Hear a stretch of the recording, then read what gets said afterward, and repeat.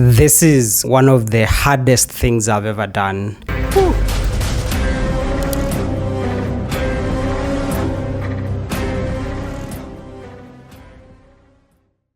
I did the Mount Kenya Mackinders Teleki Valley hike. It elevates up to more than 4,000 meters in altitude. The hike was organized by the gym that I go to, so it was a bit easy, like familiar faces and all. We arrived at the gate at Mount Kenya National Park at around 8 a.m. in the morning.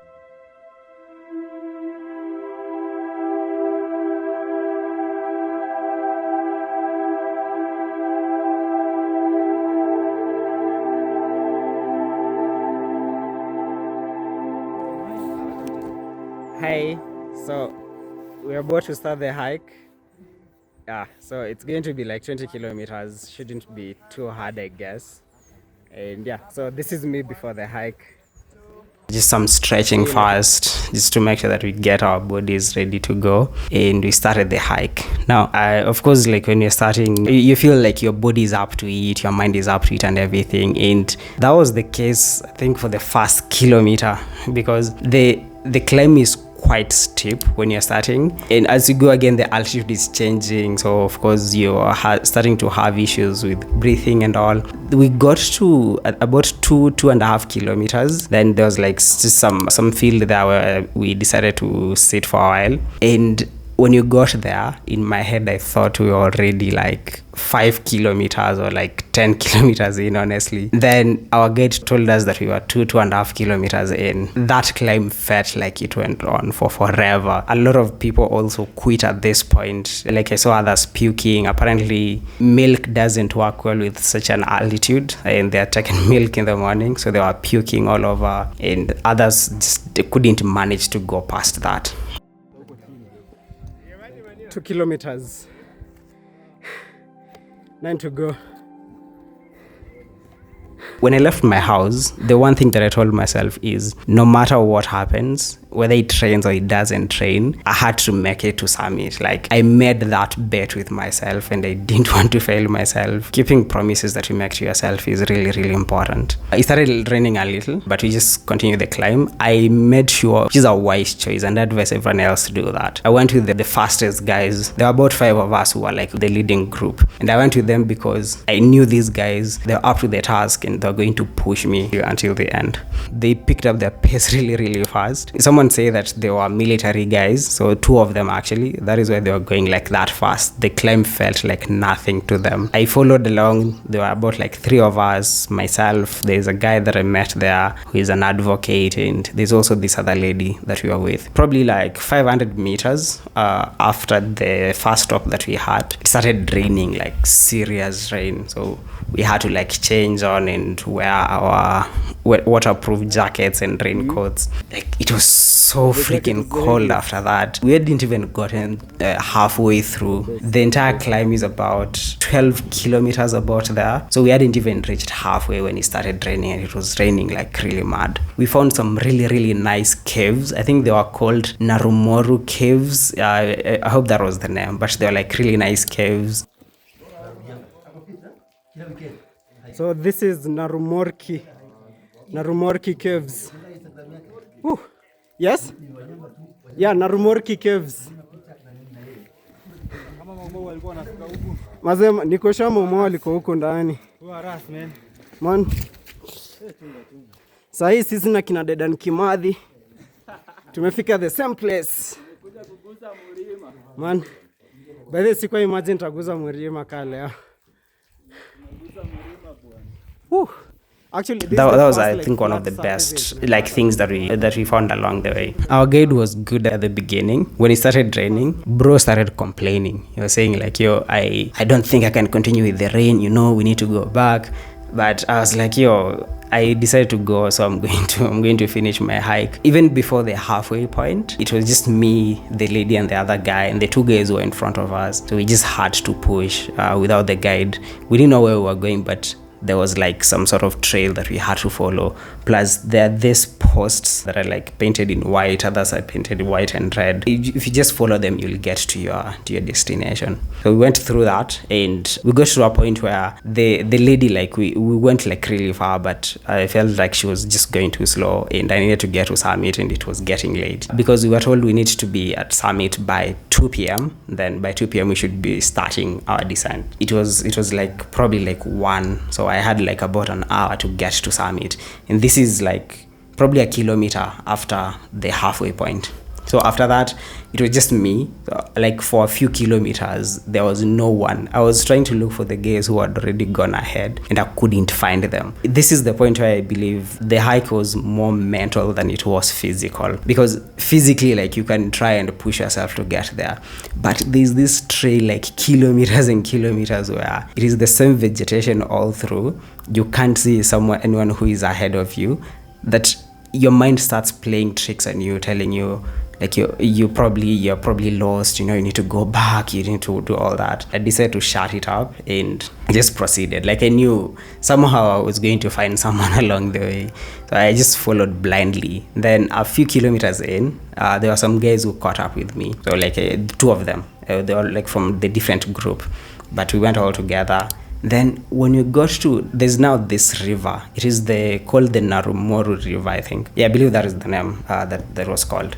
So one of the most beautiful rivers I've ever seen, if not the most beautiful river I've ever seen. Yeah, it's actually the most beautiful river I've ever seen. It's not that big, but like the water is clean, the scenery, the views are like crazy. So we found like 3 guys who were on their way back. Actually 2 guys and 1 lady. They were the only group that we met who were on their way back, and they were the only ones who had met with to camp. Like no other lady had met apart from this one who was with this guys. So it was like a really beautiful like scenery and beautiful views as you go. For you to get to the campsite, like it is a steep climb, like rocks all over. It takes up all your energy. Climbed that, then like ran when we got to, just wanted to see the campsite. There was like a nice building that was there. And we finally made it to camp. This is Mackinders camp, but the main point we're supposed to go is Ukombela. So, I'm so excited. I've been wanting to quit for so many times, but my ancestors kept on telling me, bro, you need to go. You're the last strong specimen in our lineage. And I didn't want to fail my ancestors. So here I am. Look at the views, man. Whew. We finally made it to camp. So freaking excited. Wow. Sijaongea hivi. I've never been this excited.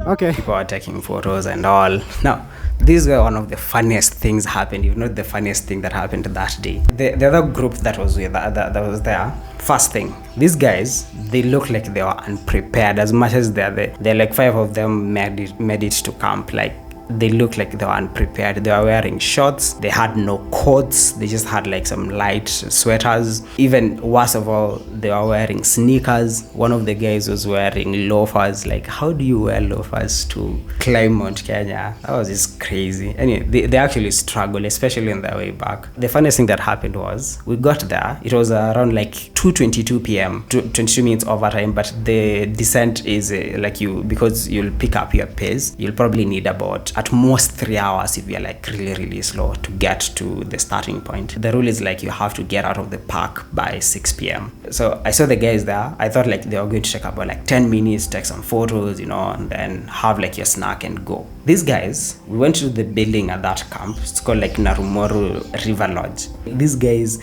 they had carried 2 bags, I think. They chomoad about 30 or 40 chapatis. Like one of the guys just said like, yo, the chapatis, and I was just like, yo, who carries 30, 40 chapatis to a hike? Like, when in that bag, I thought they were only carrying like water and some light snacks like njugus and like lunch bars and the likes.